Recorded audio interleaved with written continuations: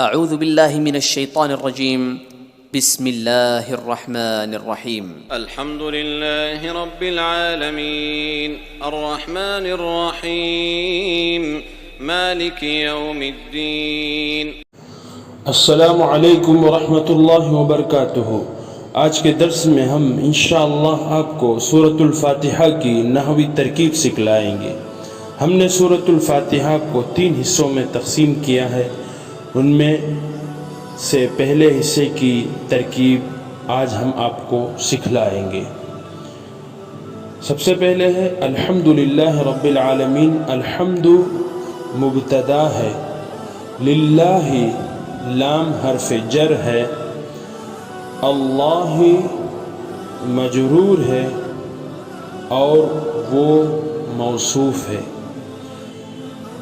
رب العالمین، ربی اللہ موصوف کے لیے صفت اول ہے اور وہ مضاف ہے۔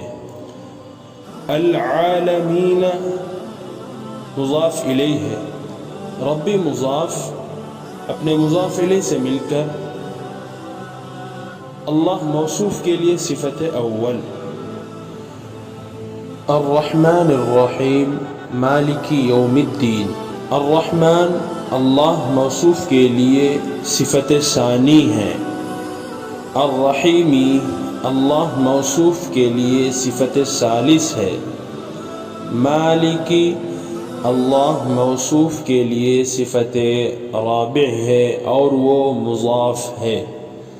یوم الدین، یومی مضاف الیہ ہے اور وہ مضاف ہے۔ الدینی مضاف الیہ ہے۔ یومی مضاف اپنے مضاف الیہ سے مل کر مالکی مضاف کے لیے مضاف الیہ، مالکی مضاف اپنے مضاف الیہ سے مل کر اللہ موصوف کے لیے صفت رابع۔